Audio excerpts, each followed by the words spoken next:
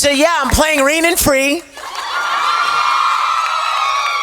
In fact, we're getting ready to record season 1. Did anybody see the premiere last night?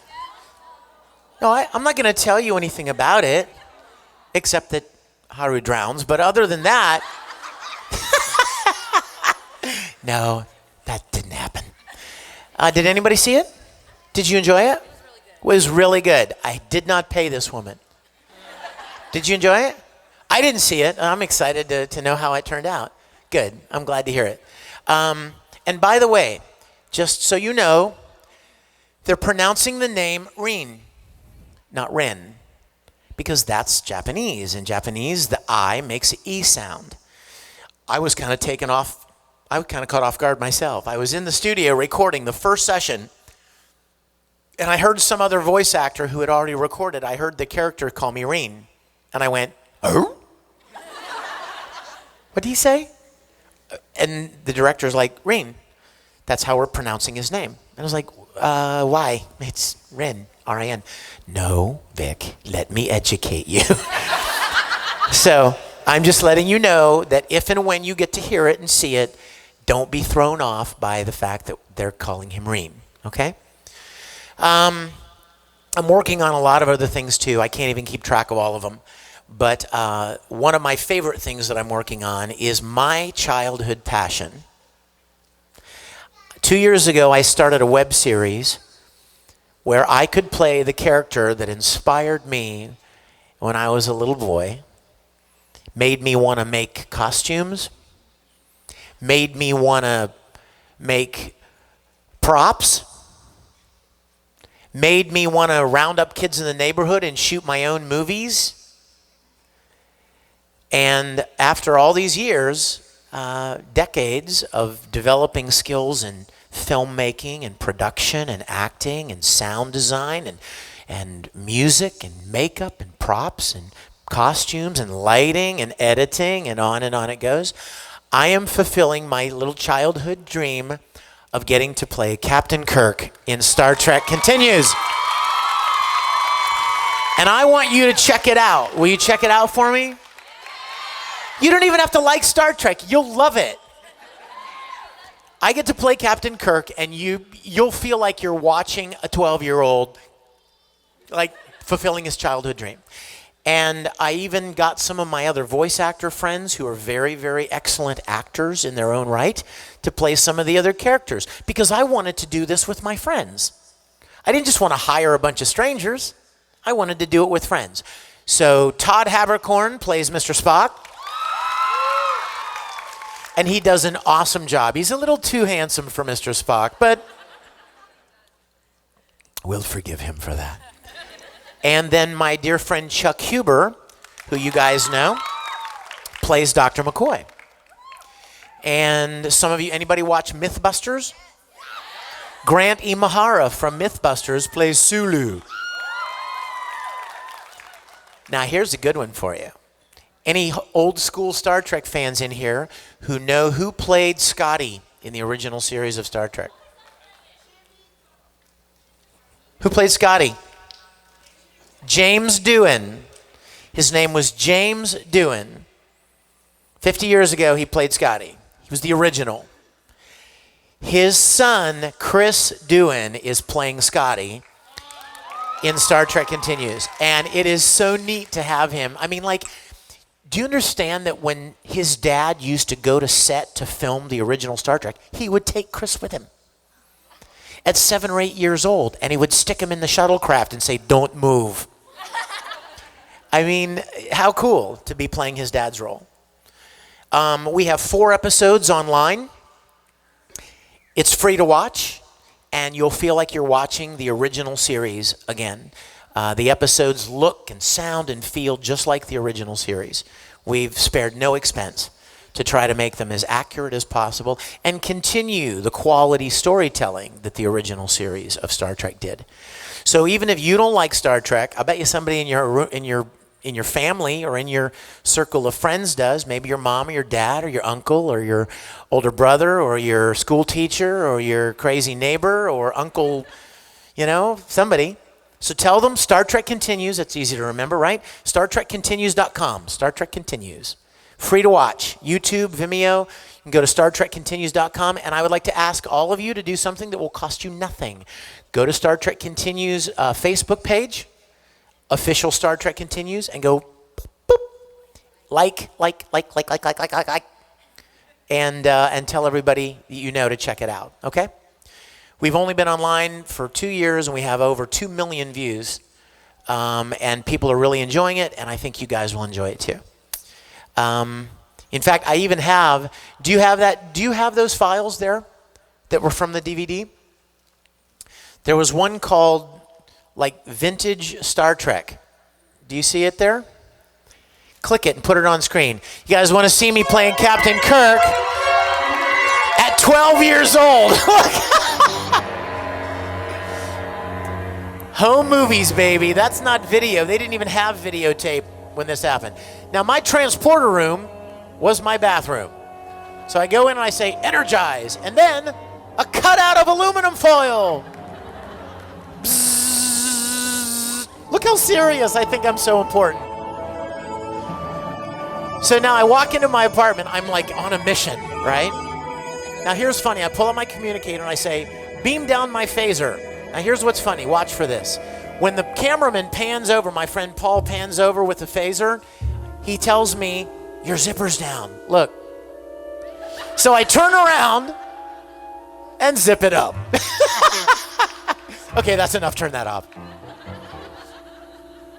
So can you imagine? You can stop it, really. Stop. For the love of Kirk. So you can imagine how much fun it is for me, literally 40 years later, to be playing Captain Kirk. I'm having a blast. And in case you're wondering, nobody makes a penny. We don't charge for it. We don't sell anything. It's pure labor of love. I've personally put tens of thousands of dollars into making this because it was my passion. It was what inspired me. So it's all free for you guys to check out. Okay, you know what? Let's talk about anything you want to talk about. If you have a question, come on up to this microphone. You know what? Wait a second. I have a better idea. Well, I shouldn't. I guess it's too late now. No. Actually, no. I want everybody to be able to see. Is that okay? See this line? People are not going to be able to see. So go ahead back to your seats, and I'm going to walk around to you, and I'll just ask you questions. Here, we'll start right here. Hi, I have actually 2 questions. One is, what was your most memorable or strangest con or fan experience?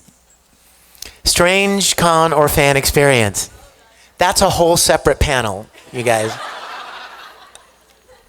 I've had some really strange ones. And what's funny is I think I've had so many that I forgot a lot of them. Because every time something weird happens, I think to myself, remember this. This is going to make a funny story one day. And then I'll forget. I think I'm getting old.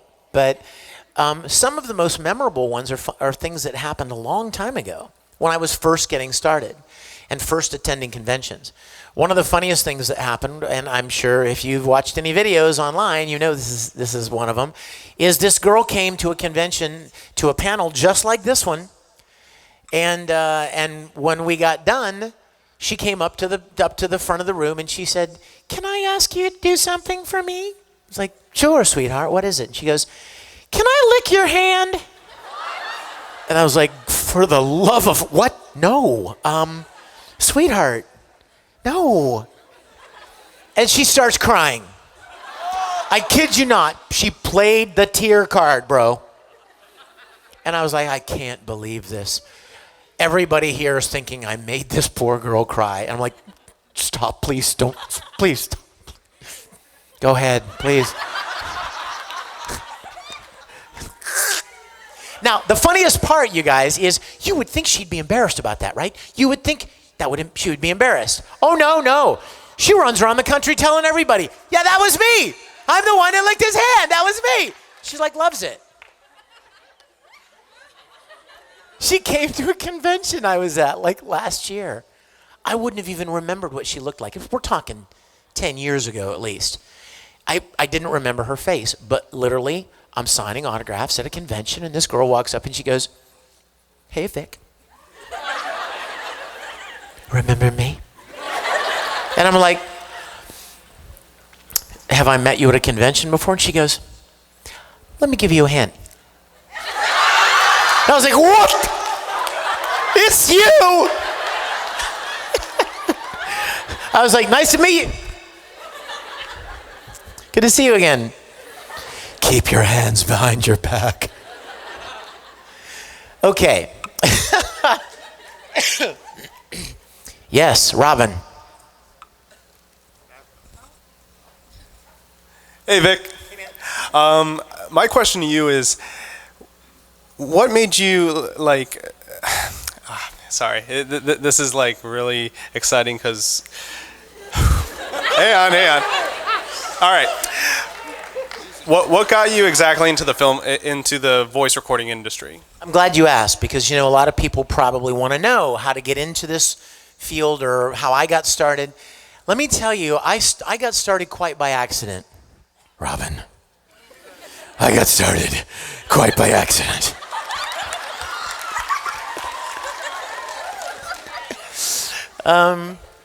I'd been acting since I was very young. Did a lot of stage, a lot of theater. And I was working on a video production one day in Houston, Texas. And one of the guys I was working with said, "Hey, you got a lot of acting experience, don't you? You've done a lot of theater." And I'm like, "Yeah, a lot." And he said, "You ought to go and audition for this place here in Houston called ADV Films. They buy these Japanese animated shows and they dub them into English. And they're looking for actors." And I was like, "Ooh, you mean like Speed Racer and stuff?" And he goes, "Yeah." So I went and auditioned, and I got cast. I got cast to play Vega in Street Fighter 2. Remember him, the Matador guy with the claw? And I did it, and I thought, well, that was fun. That was a weird one-time little thing to do. And I went back to writing music. I was actually writing music for ad agencies and production companies for television and radio and film and producing records and stuff. And a few weeks later, ADV called me again and they said, "Hey, you want to come do another show?" I'm like, "Okay, cool." So I went back and I did some other show. I can't even remember what it was. Maybe Nadesco?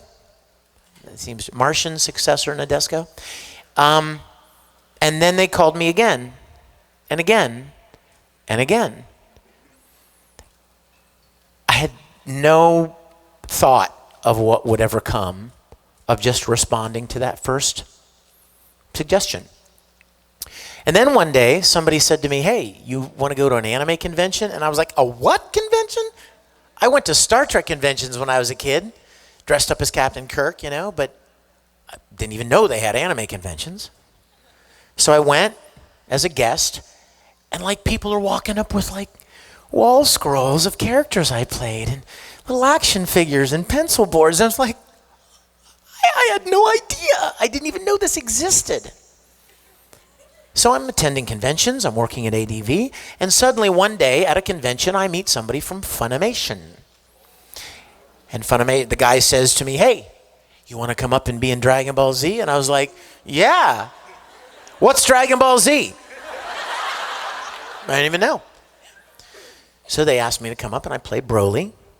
And then I did Yu Yu Hakusho and Kitty Grade and Spiral and Case Closed. And then suddenly one day, Funimation gets the license for Fullmetal Alchemist.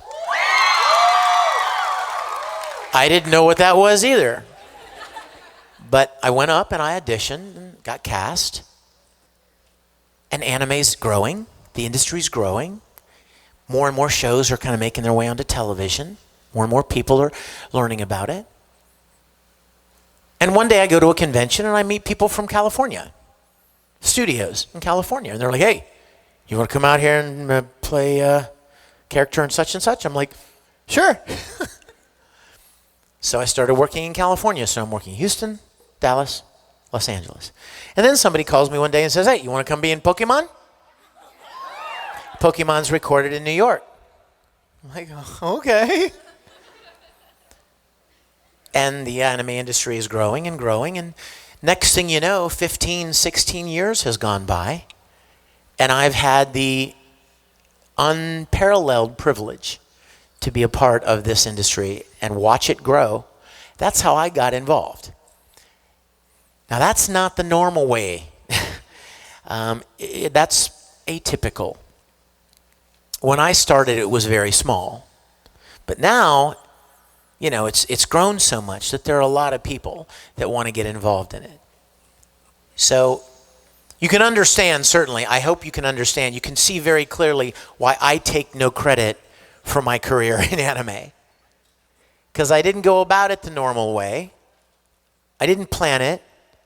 I didn't send out demos. I didn't pass out cassettes. I didn't mail out headshots. I didn't knock on doors. I didn't beat the pavement and work really hard. A door opened, and I innocently stepped through, having no idea what was on the other side.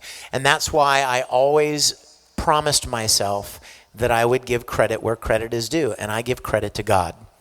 And I'm not going to try to get you to go to church. I'm not being weird here. Don't think, oh, Vic's forcing his religion down our throats. No, I'm just giving credit where credit is due. That's all. So I recognize that I didn't do what you would normally do to get into it. If you are interested in getting into it, though, I would say this: get as much experience as you can acting. The key word in voice acting is not voice, interestingly enough. It's acting. A lot of people can imitate characters or make funny voices, but that's very different from playing a role and playing it in such a way that you evoke emotion or laughter, or you're able to really reach an audience. It's acting. Spirit fingers, I love it. It's about acting. All of the voice actors I know have a huge amount of experience in theater. They've been acting for years. Some of them even have college degrees in theater. So the first thing I would suggest is get as much experience in acting as you can. School plays, church productions, community theater, anything you can to develop your skills as an actor. It certainly doesn't hurt to take like voice and diction classes or even music, singing classes, because those kind of things help you become more familiar with your own voice and what you can do or can't. The second thing, the only other thing, but it's a big thing, is you have to live where that kind of work is done. I know that's kind of a downer, but it's a reality. Now, you would want me to tell you the truth. So there are only a handful of places where voice acting work is done. New York, LA, Houston, Dallas, Vancouver, Canada. And no American voice actors are ever in Vancouver dubs. You know what was dubbed in Vancouver? Death Note, which I loved and I wanted to be a part of. And I thought I was going to get to play a role in it until I found out they're not allowed to hire American actors, because part of the deal that they make with Canada to bring the production there is that you have to use their people. That is what it is. Inuyasha was recorded there. What are the, right out of my head, what are the the mech? Gundam is recorded there. So you look at their cast list. They're Canadian actors. They're not American actors. So those are the places that you would need to go. And I'm sure your parents will appreciate it when I tell you, don't just pack up a bag and think you're going to move to Dallas and become a voice actor for Funimation. Make smart choices. Develop skills in something that you can make some money at to pay your bills while you're pursuing your dream. Your parents may not want me to tell you that, but pursue your dream. I watched my dad, until he left, get up every day and go to a job that he hated. And it made his life miserable, and it made our lives miserable. I wouldn't wish that on anybody, no matter how much money it pays. I would hope for all of you to get to find something you enjoy doing and just figure out a way to make some money at it. It doesn't even have to be a lot. You'll be infinitely happier doing something every day that you really genuinely enjoy and making a reasonable amount of money than you would be making hundreds of thousands of dollars doing something you hated. I promise you it's true. Trust the old guy with the microphone. Okay? I learned that from a lot of people, and I would want that for you. And it doesn't have to be an artistic thing. That's the big what's the word I'm looking for? That's the part that people don't realize. It's not about, oh, well, I don't know how to dance. I don't know how to sing. I'm not an actor. I can't draw. I can't do anything creative. It doesn't have to be something creative. Who said creative? We said something you enjoy. Isn't that what we said? You'd be surprised what people get a kick out of doing. Some people love mowing lawns. I do. I love making those lines in the, I love looking behind you. Look at that line. And going around the shrubs and stuff. You know what I mean? It's fun. I like vacuuming the floor. I like making those jagged lines in the carpet on the floor. It doesn't have to be some big, high-profile, glamorous thing. Some people love building with their hands. Watching a house go up and going, I made that. Or putting a sequence of pipes together to make water go from there over to there. It doesn't have to be some big famous thing. If it's something that you enjoy doing, find a way to do that and make a little bit of money to pay your bills, roof over your head, food in your tummy, clothes to wear, maybe a little bit extra to do fun things, buying anime, and you'll be infinitely happier than doing something you don't enjoy. Yes, sweetheart.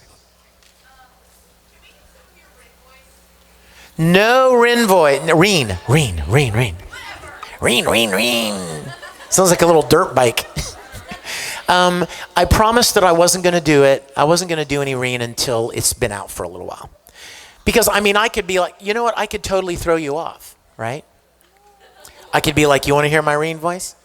Let's go swimming! And you could be like, holy crap, the haters were right. He should have been playing that role. Who cast him? Let's start a petition. No, I will tell you this.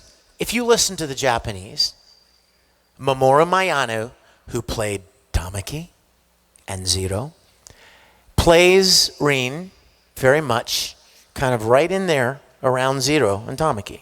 He's not as flamboyant as Tamaki, of course, and he's not as brooding as Zero. He's somewhere in there, in the middle. So I'm not going to do any yet until it's out for a while. But Alex, do you have a question? Would I sing some of Brothers with you? Well, sure. Come here. Okay, we'll just do a little bit because we want to try to get to as many questions as possible. You start. You ready? How can I forgive you, brother mine? How can I expect you to forgive? Clinging to the past, I shed our blood and shattered your chance to live.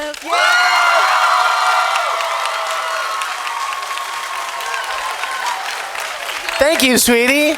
That was beautiful. Thank you. Yes, I did very much. Yes, sir. Hello.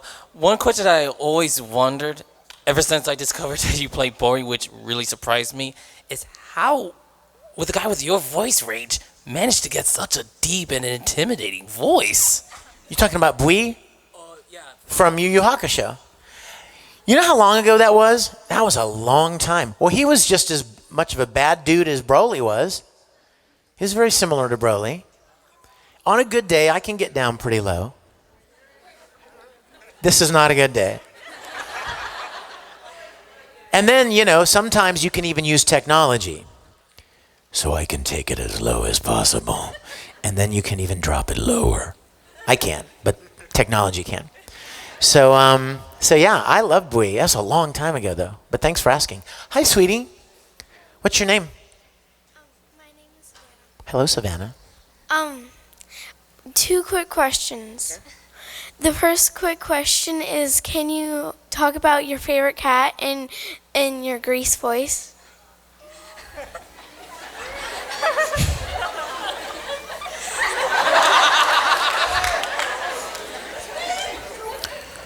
Savannah, I could never pick a favorite cat. And that is because I love all of them equally. What's your second question? My second question is, that can you also do a line from Ouran Host Club of Tamaki?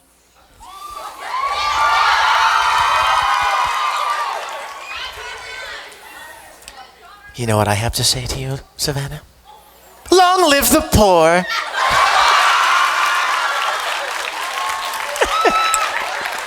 Can I tell you a funny cat story? She started it.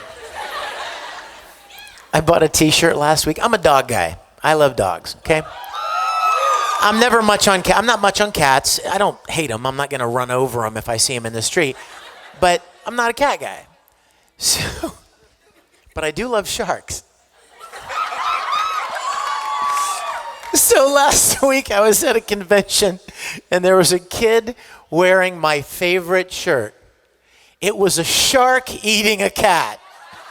And I was like, oh my God, this is the greatest shirt ever created. My favorite animal eating my least favorite animal. I know there are a lot of cat lovers in the room right now going, oh, I hate Vic Mignogna. It's okay. Don't hate. Don't be haters. No, I love cats. Fine. I just like to tease about it. I had a magnet.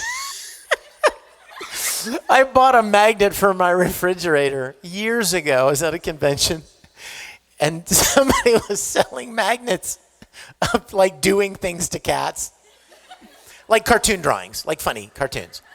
And one of them was a bathtub, and the cat was sticking his head out of the bathtub, and there was an arm holding a toaster over the bathtub. And the caption said, "Goodbye, kitty." I'm sorry, that's funny. I'm sorry. Come on, don't you cat haters be hating me. I love cats. Cats, cats, cats. I love cats. Oh, loyal feline, how we salute thee. Let's see. Wait, I kind of focused on this guy back here because he looks like he has a serious question. He's like got this real serious look on his face. Yes, you. He's like this. Sorry, my eyes only open so wide. What's your name? Kim, nice to meet you. Hi, nice to meet you. What's your question? I was wondering if you ever auditioned for a character and you actually originally had a different voice for them than what eventually happened. I have another question too if you don't want to answer that one. I do want to answer that one. So let's table the other question and we'll go with that one. That happens occasionally, where you'll audition with a character with a voice, and then you'll get cast and you'll think they want you to do that voice. And then you'll get in there and the director will say, I want to take the voice in a little bit different direction. Occasionally. Now, it's probably not a big tweak. It's not a big change. They may want you to lower the pitch a little bit, or they may want you to make it a little more nasally, or, any number of things, or a little more, proper, or a little more sloppy. I just really, you never know for sure. What just happened? You're my bro. What just happened? Surprise selfie. Did he selfie me? Dude, you're awesome. Yes. I was just wondering, do you ever receive art from fans? And if so, do you have any notable ones? Lots. I have received so much amazing art from fans. Oh my gosh, you guys. So many. I never cease to be amazed by how many artists, how many people there are fans of anime that draw. I think it's interesting. And I think it's probably connected to the fact that anime has such an interesting artistic style to it. And it catches your eye and you like it and you want to try to learn to do it. I'm always amazed. And as far as notable ones, I just absolutely love so many of them. I take them home with me. And wow. I've even had, I didn't even mention my fan club, which I would love for you guys to be a part of. It's free to join. It's called the Rizambool Rangers. Any Rangers in here? Are you a Ranger? I love you. We have like 23,000 members worldwide. And what was that? What? Tiny mini skirts. Wrong fan club. Anyway, we have 23,000 people around the world, countries all over the world that all love the things you love. So go to www.risembool, R-I-S-E-M-B-O-O-L, that's the little town that Ed and Al came from, risemboolrangers.com. And it's free to join. And let's see, why did I even get to that? Fan art. Every once in a while, the Rangers, we even have a whole section of Rangers that are on DeviantArt, and they make they're the DeviantArt Rangers, and they have the most amazing artwork, characters that I've done, and every year or two, they put together a bound book of art, and it's so amazing. It's like breathtaking. And the Rangers have a calendar that we put out every year that is fan art. So I love it. I encourage anything that you guys, any gift that you've been given, I know you do, any gift that you've been given, drawing, writing, I encourage you to pursue it because you were given it for a reason. And you know what? It's not to make money. Can I just say that? Can I prove my point? Put your hands down for a minute. How many of you draw? Put your hands up. Look around. Look at all the hands. Take it in. Look at how many people draw in this room alone. Now put your hands down. Don't put your hand up now just to be funny. How many of you only draw when you're paid? Look around the room. There's my funny guy right there. One person. That's not even true. You know that's not true. You don't do it. Why? Why? Because you draw because you love it. You don't draw for money. You see my point? You do it because you love it. So I encourage people to follow the things that they have a passion for, things that give you joy like that. Drawing, writing stories, making costumes. You have all of you have some skill of some sort. And I always encourage it. So as far as fan art is concerned, I always encourage it. Always encourage it. Okay, I want to spread it out here a little bit. I'm coming over there next, Trident Man. Hi, sweetie. Wait. Maria. I got it. I want to ask, when you played Fi in Tsubasa, all those little nicknames that you gave Kurogane, was that like making them up, or how did you think of them? Like what? That's a great question. I didn't make them up for the first season. Like all of the Kurgi and Kurgi-poo and Kurgs, those were all written into the script. However, when the second season came, we got a new director. There was a new guy at Funimation named Joel, and he was assigned to direct the second season of Tsubasa, and he knew nothing about Tsubasa. Like he was coming into it brand new. So he was basically depending on us as the people that knew the show to kind of help him bring him up to speed, you know? So I was recording one day. It was one of the very first episodes of season 2. And there was a line in the script where Fi says something like, "Oh, Kurgi-poo, don't be so serious." And I said to him, Joel, I said Kurgi-poo like 10 times last season. Can I say something else? Can I make up something else? He goes, "Sure. What do you want to do?" So I'm like, I got it. Roll it. And the engineer pushed the record button, and boop, boop, boop. And I said, oh, Kurgerberger, don't be so serious. And that became my new favorite. So the only one I ever made up was Kurgerberger. And I was always looking for a chance to say Kurgerberger with fries or Kurgerberger with cheese. But, okay, where is he? Where's the Trident guy? There you are. I love it. What's your favorite episode of the Star Trek original series? Oh my gosh, I can't believe you just asked that question. His fault. You guys, if you get mad, he derailed this. All right. You know what my favorite episode was? It was a very obscure episode, and I'm going to tell you why it was my favorite. There was an episode in the 3rd season. If you don't know, they only made 3 seasons of the original series of Star Trek, even though it was supposed to be a 5-year mission. Remember Captain Kirk would say at the beginning, these are the voyages of the Starship Enterprise. It's 5-year mission, and they only did 3 years. Well, in that last year, one of the very last episodes, I think, of the 79, it was like 68 or something, was an episode called Requiem for Methuselah.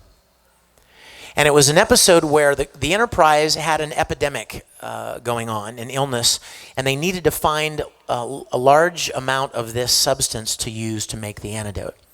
So they go to this planet where there's supposed to be a lot of this stuff, and it's supposed to be uninhabited. But they find this old guy living there, and he lives in this palace, and he says, yeah, I live here by myself. I left Earth years ago, and I wanted to come out here and be alone. No, you can't have any of my stuff. And they're like, look, please, we have a very sick ship, and let us, please let us just get some of this stuff. So he agrees, and he takes them back to his palace while they're getting this stuff together. And there's this beautiful young girl there. And they're like, wait a minute, you said you lived alone. And he was like, well, what I meant was my immediate family. This girl was my ward. Her parents died, and I'm taking care of her. Well, Captain Kirk, she was beautiful, and she was intelligent and brilliant and articulate and talented, and Kirk fell in love with her. She was perfect. She was a perfect woman. And then he found out why. Toward the end of the episode, you find out. Throughout the episode, Mr. Spock keeps seeing things around this man's palace that are very rare, precious things. Like he sees a piece of music by Johannes Brahms, written in in Brahms' hand, like original manuscript. It would be priceless, but it's never been heard. Like Spock knows Brahms' work, and this is an unknown work. Then he sees a painting by Leonardo da Vinci, but it's an unknown painting that no one's ever seen before. Then he finds this Gutenberg Bible, this first one of the original printings of the Bible. He finds all of these amazing things in this, and he's like, this guy must be crazy wealthy.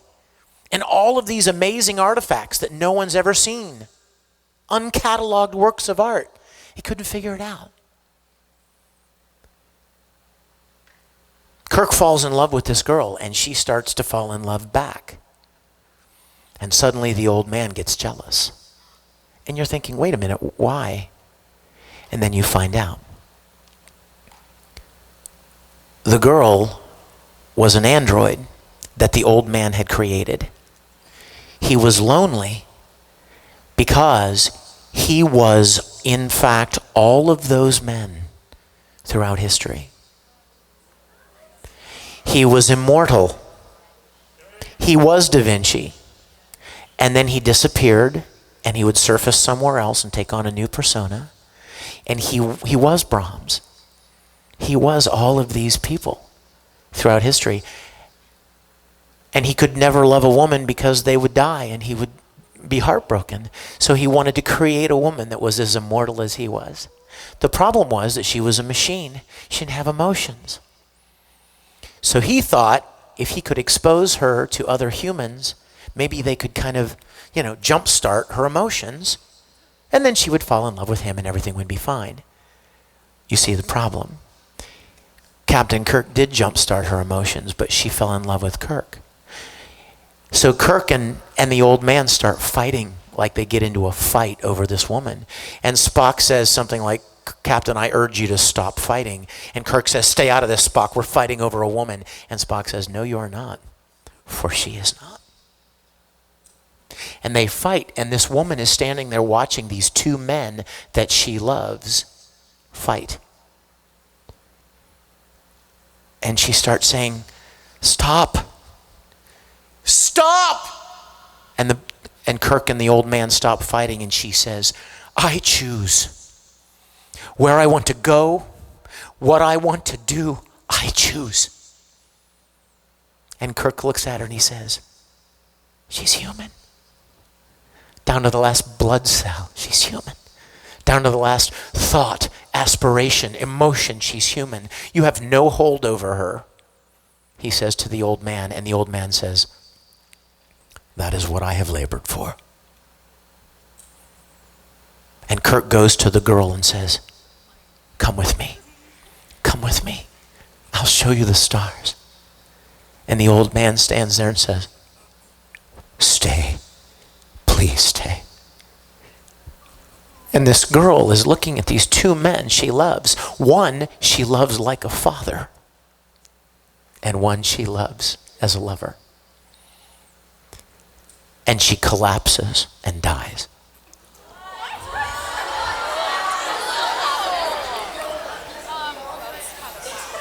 And the old man runs over to her and says, "You can't die." And Kirk looks up at Spock and says, "What happened? What happened?" And Spock says, "She loved you, Captain. And you too, Mr. Flint. As a mentor, even as a father. There wasn't enough time for her to adjust to the horrible contradictions of her newfound emotions. She couldn't bear to hurt either of you. The joys of love made her human, and the agonies of love destroyed her."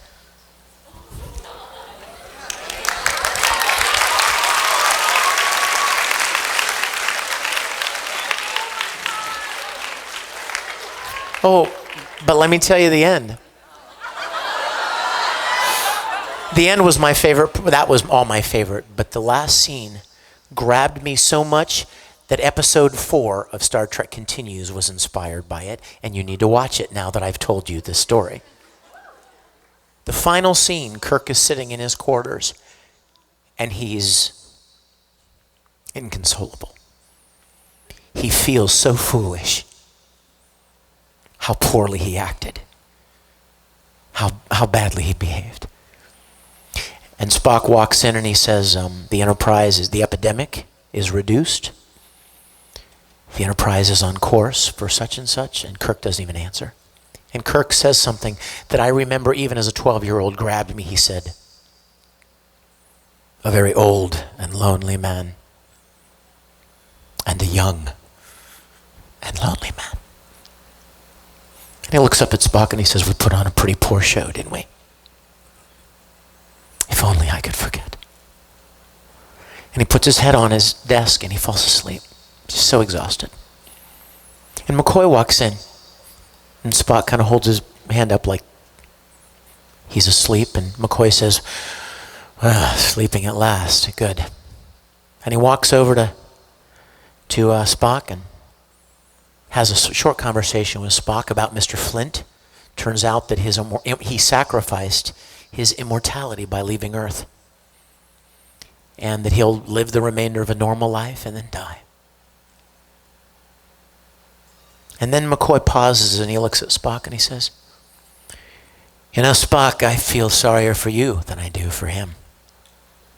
Because you'll never know the things love can drive a man to. The glorious failures, the glorious victories, the desperate chances. All these things you'll never know. Simply because the word love isn't written into your book." McCoy starts to leave and he turns around and looks at Kirk and he says, "I do wish he could forget her." And McCoy leaves and Spock turns and looks at Kirk. He's alone in the room with Kirk and Kirk is asleep. And Spock walks very slowly over to Captain Kirk's desk where his head is lying on his hands asleep. And he puts his hand on Kirk's head and he says, "Forget." So,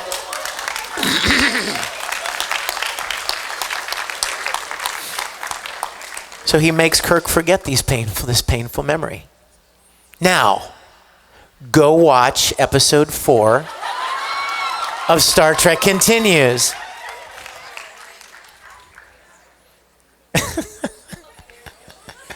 I love that episode. The girl's name was Raina. And actually, a young lady came. Is she here? A young lady came to my autograph session. Maybe it was last week in Virginia, named Raina. I said, "Hi, what's your name?" And she goes, "Raina." I went, "Oh, Raina." Sorry. Okay. Yes. On a less serious note. Oh, forget it. I'm just kidding. Yes. Could you please say in a Tamaki voice, Haruhi looks dead sexy in a miniskirt? I know where this is going. Do you know the hell that I have endured for saying one time 10 years ago, Colonel Mustang looks dead sexy in the thing he mentioned? People just wouldn't let it go. I mean, everywhere. And then they started making other voice actors say it, and they didn't even know why they were saying it. See, this is going to become a thing. And I'm at the crossroads right now.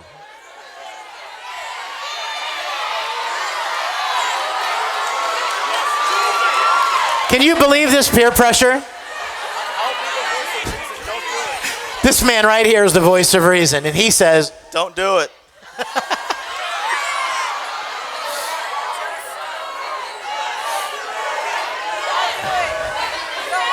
You really think I'm going to give in to that? Do you really?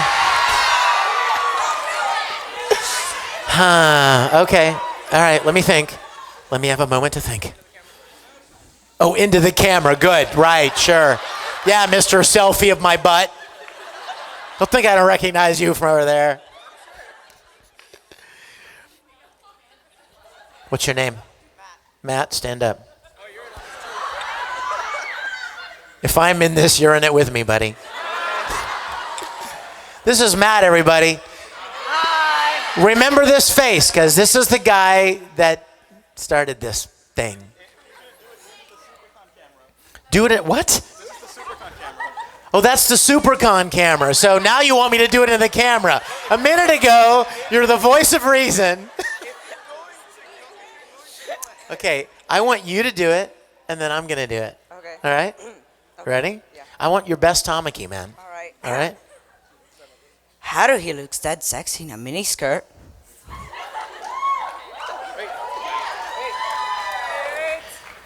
You know,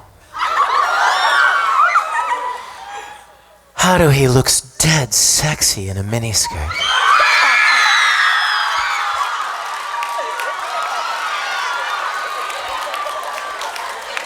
You think it would make any difference if I said right now, I'm never saying that again? Hi. Hi. May I ask 2 favors of you? Oh, hold on. Question from the young lady. Yes. Can I ask 2 favors of you? Of course. Okay, my friend had to leave early, so can we record a message? We walked past and said we loved you, but she had to leave, so can we record a little message? What's her name? Josie? Josie? Is that Josie right there? Yeah. Hi, Josie! Say hi to Josie, everybody. Hi, Josie! You didn't see that coming, did you? I'm sorry that I missed you, but we're having a good time. See, I'm here with your friends, see? And we love you madly. And they're going to give you a big hug from me, so I will look forward to seeing you in person next time, okay? Don't run away so fast. That was my second favorite. Oh, come here. Thank you. What's your name? Rebecca. Nice to meet you, Rebecca. Thank you for being here. Oh, thank you, sweetie. Yes, sir. I know we're totally out of time, so I'm hoping this is a really great question.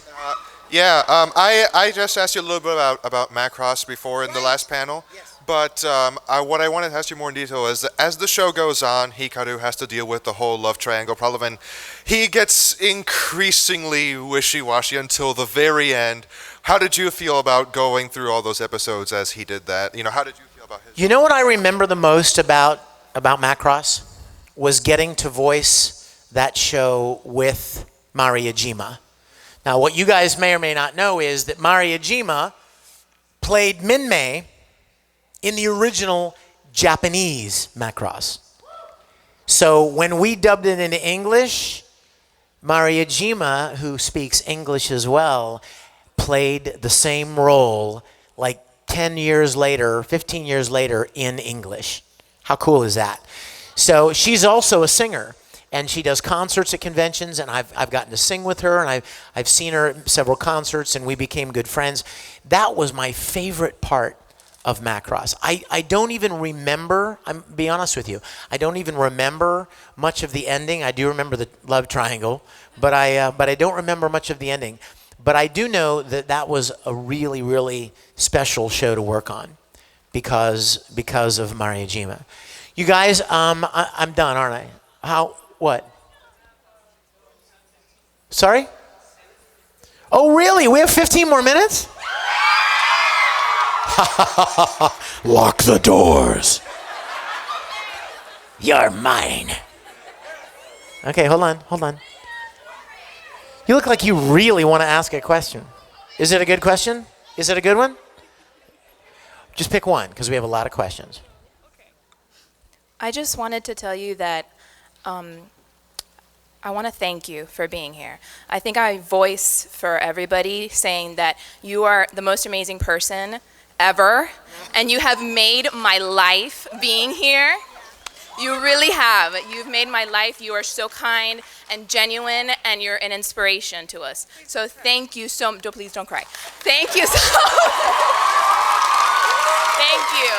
Thank you so much. So Tamaki is my favorite character that you play. Can you do the scene where, you know, when Haruhi is with Casanoda and there's like the world is exploding and he's like curled up in a corner in a ball and he's like, Haruhi? I could never do it as good as you just did it. What did he say? I'm trying. Panicking and like the world was exploding and dinosaurs were coming and it was... The dinosaur one! I do remember the dinosaur. And he went like, right? I'm trying to remember. It's been so long. I love that one though. I'm trying to remember exactly how it went. So you just want me to panic? Curl up in a ball and... and like, so... Was it loud or was it quiet? Like, how do he?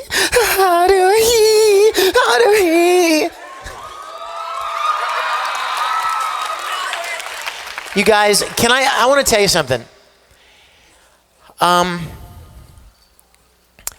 am a bozo just like everybody else. The reason I say that is because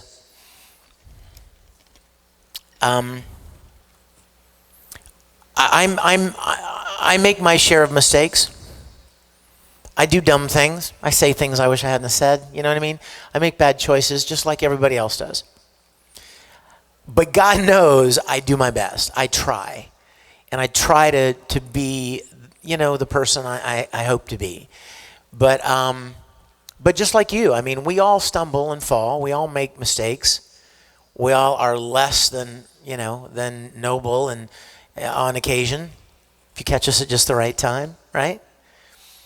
So I want you to know that it means so much to me that you enjoy my work, and it means so much to me that you're encouraging. I would never, you know, when we were doing the Full Metal panel earlier, Damien said something, and I was like, dang, I wish I'd have said that, because it's exactly how I feel. Somebody asked something about being able to transmute something different about our life. And I said something funny about wishing I was 20 years younger. But as soon as he answered, I'm like, dadgummit, that's exactly how I feel. I've been through a lot of heartache and heartbreak, like you. I've had challenges, and some of them I met, and some of them I failed. But I am so profoundly grateful for what I've gotten to do in my life. If it ended tomorrow, I have been so blessed beyond any expectation or any kind of deserving. I don't. I know I don't. In fact, I'll even let you in on a little thing here. When New Year's came this year in January, I thought to myself, what should I do better at? What should I be better at? And I thought I should be more grateful. I should remind myself to be more grateful. Because on the worst day in your life, you have a dozen things to be grateful for. You realize that? The worst day, you have so much to be grateful for that we just take for granted. And I thought, man, I wish I could remember to be more grateful. And then suddenly it hit me like a ton of bricks. Wish I could remember. I can set an alarm on my phone. You set an alarm to wake up, right? You set an alarm to remind you to do something or go somewhere. So you know what I did? Look at the only alarm that's turned on. 12 o'clock, right? Every day at noon, my phone goes off. If I'm in a recording session, my phone goes off, which they don't like much. If I'm driving down the road, if I'm wherever I am, whatever I'm doing, my alarm goes off at noon. And you know what it's for? To remind me to be grateful. To stop whatever I'm doing for 10 seconds. It doesn't have to be some big, huge thing. Just stop, take 10 seconds, and just contemplate how grateful and how much you have to be grateful for. And fans have started doing that, and I get emails all the time from people that say, I was having a crappy day, and my alarm went off on my phone, and I stopped.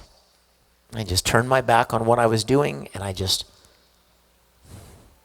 thought about what I have to be grateful for, and the rest of the day changed. Try that. I am very grateful. When you saying something kind like that to me, I am so humbled and honored by that, and I want you guys to feel that same joy that you've given me over the years. So thank you for that. Yeah, man.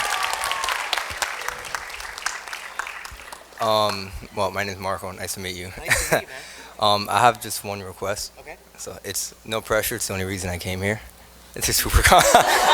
No pressure. No pressure, but it's the only reason I came here. Okay. What is it? Can you say Kakarot Oh, in your Broly impression? Of all the people to choose, this is the question I chose. Oh, Marco, I hate you so much right now.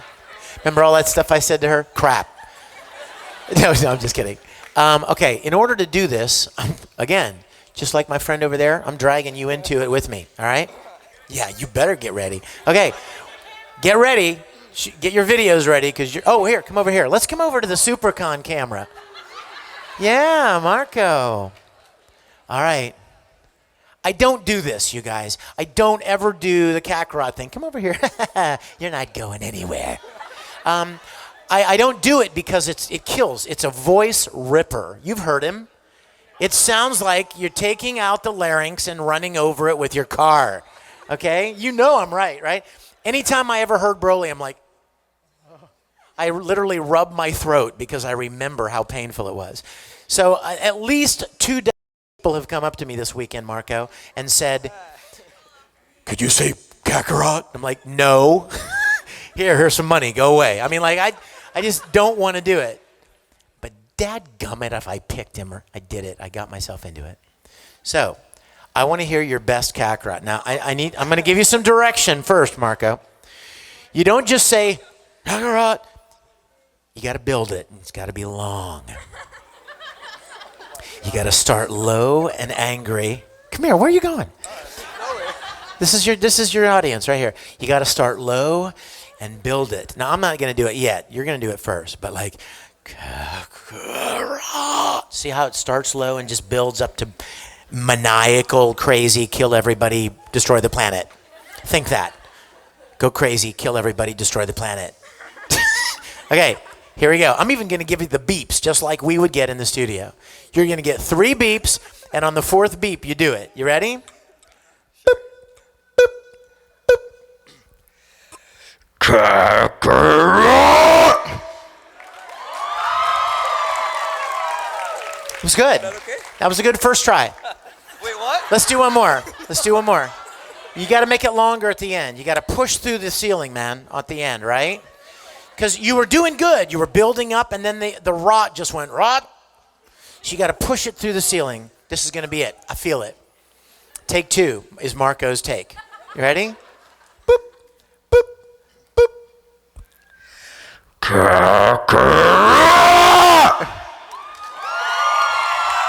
Pretty good. I'll let you off with that one. It's pretty close to the first one, but I'll let you off with that one. I'm just kidding. I'm messing with you. All right. God, I hate you so much. You ready? I've been ready. Hold this for me.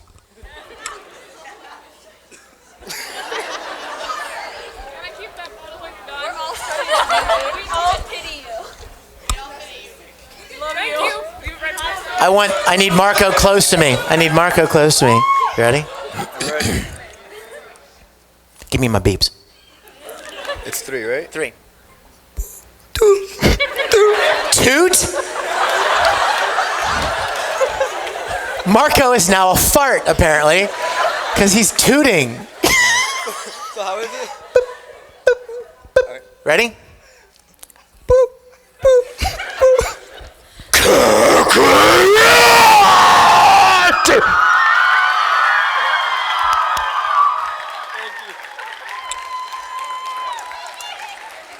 Kakarot.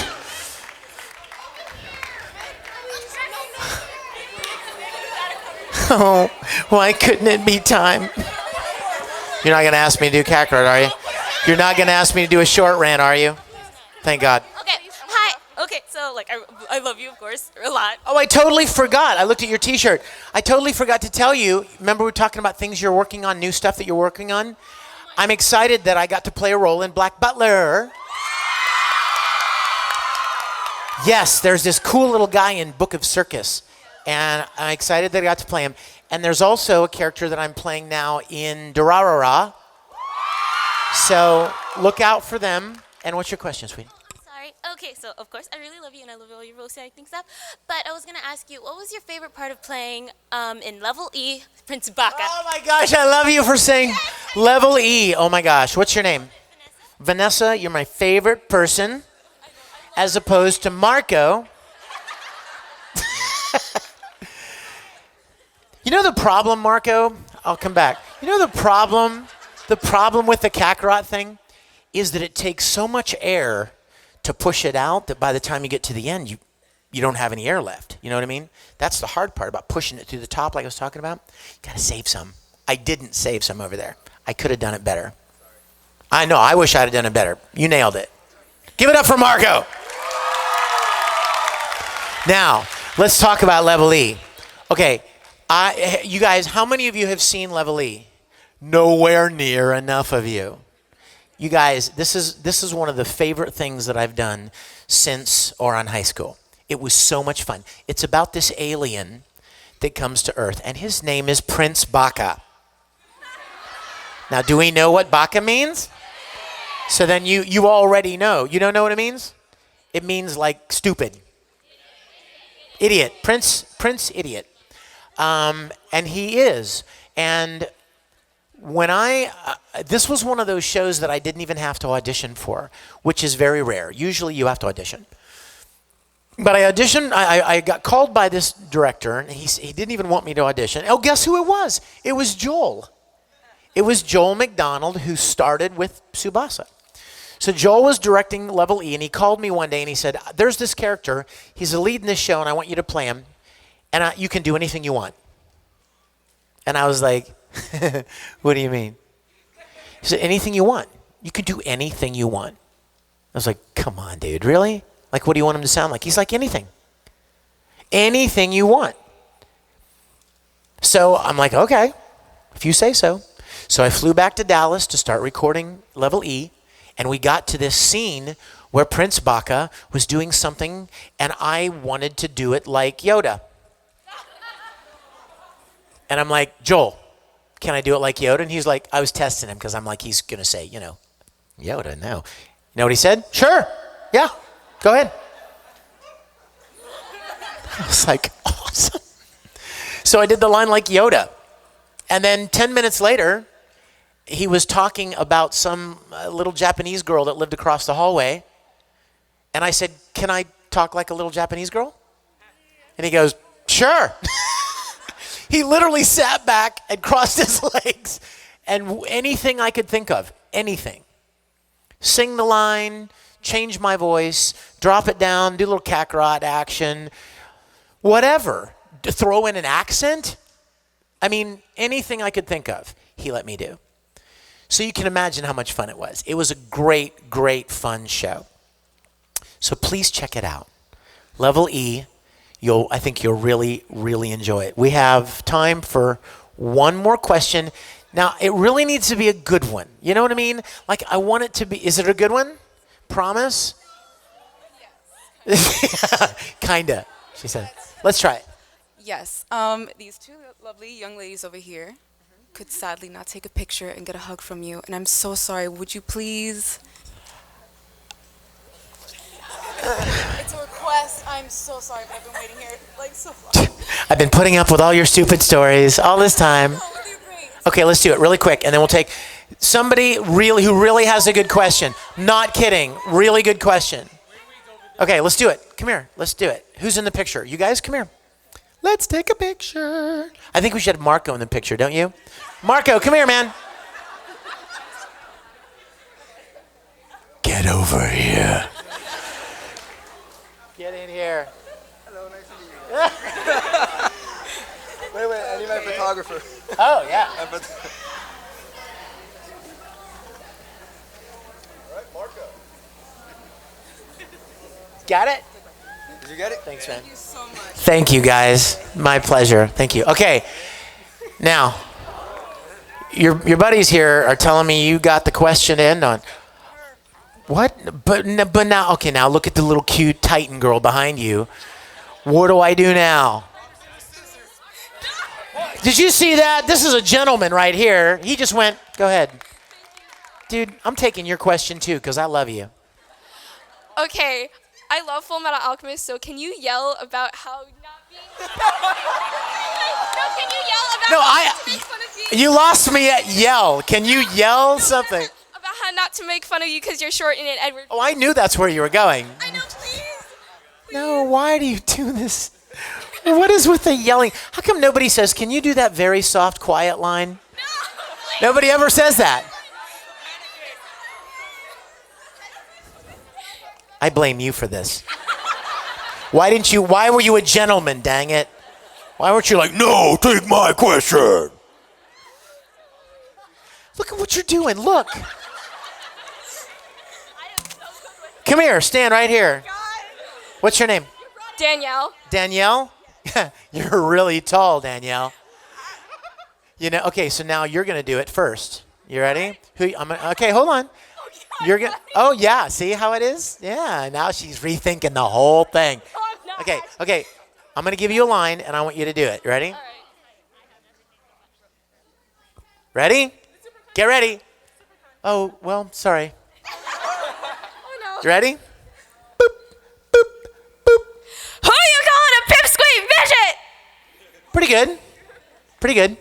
But you need to kind of let your voice break up more. Like it needs to be more crazy, wacky. You know what I mean? Yeah. That sounded too like controlled. I know. Ed is not controlled when he's. I know. Then let that fear go. Release your anger. Be a Jedi, you will. Release the anger inside of you. Oh my God. Contemplate how short you are. Okay, you ready? Yeah. Who are you calling a pipsqueak midget? Pretty good. Now can you do it before Okay, I'm going to give my best before I run out of memory. Okay, here it comes. Ready? Got to get a big breath, just like the Kakarot thing. Marco. You ready? Who are you calling a pipsqueak midget?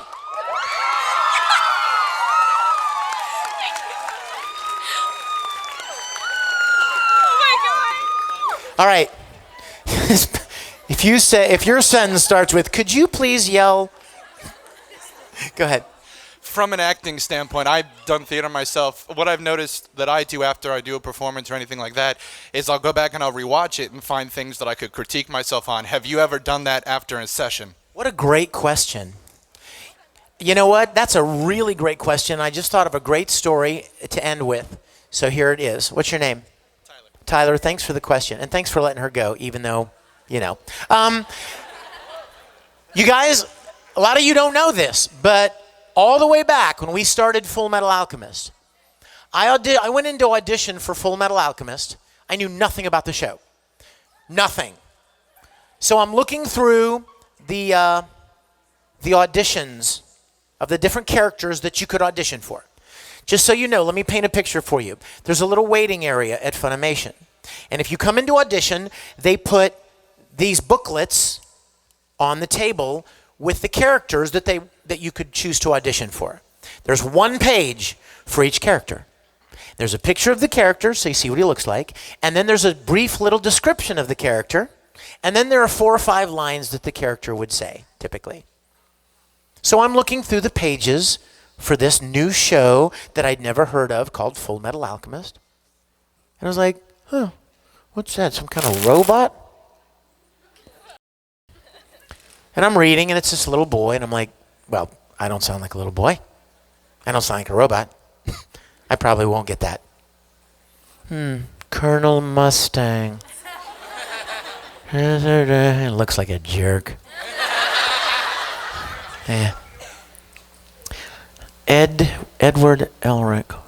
I'm reading, I'm like, oh. Now, you need to understand, it doesn't say whether they're lead roles, bit parts. You don't know. I didn't know. Okay. So suddenly the director comes out of the studio and he says, Vic, did you have a chance to look at the sides? And I said, yeah, I'd like to audition for this guy. And he smiles and he goes, I was hoping you'd say that. He said, I actually was thinking you might be good for this. So I do want you to audition for him. So we go into the studio and then he tells me something that was very rare. He said, actually, Vic, Otakon, the big convention in Baltimore, is like 3 weeks away. And Larkensiel, the Japanese band who sang Ready, Steady, Go, was going to be the band performing it at Otakon. And so Funimation wanted to have episode 1 dubbed into English to show at Otakon. So the director says to me, actually, we need to get a dub done of the first episode. So I want you to play this role. Now, it doesn't mean you're cast. It's just for the time being. It's just to get us through Otakon. But rather than just audition with the normal audition page, I want you to we're just going to do the first episode. So it'll be like your audition's the first episode. So I did the whole first episode with Cornello, with Father Cornello and Lior and Rose and all of that. And as soon as we started, I realized, oh my gosh, this kid's the main character. Like this little pipsqueak. Like he is the Fullmetal Alchemist. This is, he's the main guy. So I recorded the episode, and then they showed it at Otakon, and then the waiting began. Because they were big shows like that, they send off to Japan so that the people that created it can make the decisions on who plays the role. Sometimes, most times, the English companies can make the decision. But in big shows like Naruto or Full Metal or, big shows that the Japanese companies really feel strongly about, they want to make the final decisions. So months went by, and I was like, am I gonna get to play this character? I don't even know. And finally, they let me know that I had been chosen by the Japanese. Ironically, they wanted Ed to sound more masculine, because in the original Japanese, he was voiced by a girl, right? Romy Park. And when I heard her, I'm like, dang it, I can't sound like her. I can never sound like that. And they're like, that's cool, that's fine, because the Japanese they like what you did, and they wanted a guy to play it. So we started recording. We picked up at episode 2 and kept going. I mean, why would you go back and do 1 if the same voice is already on 1? And then it started airing. And when I saw that first episode, I thought, dadgummit, I'm bad. Because I had no idea what I didn't know anything about the show. I didn't know anything, you know what I mean? We had done it so long ago, before I ever knew that I was going to get to play the character. Months had gone by. And I remember saying one day in the hallway at Funimation, we were probably up to episode 8 or 9 or 10.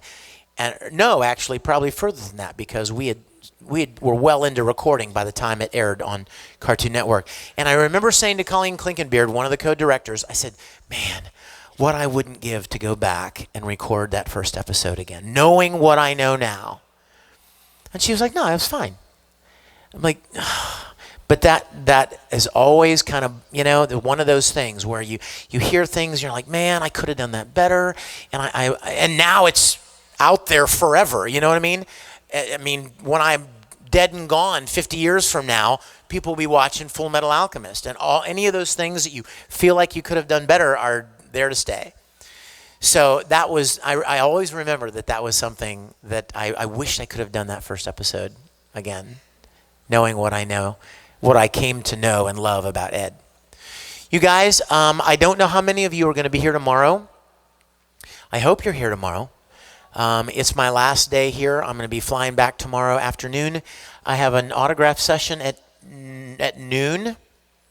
And I certainly would love to, if I've met you already, I hope you'll come back and see me again. And if I haven't met you yet, I hope you'll come and say hello. And please know how much I love and appreciate you guys and your support and your enthusiasm for my work. God bless you guys. I love you.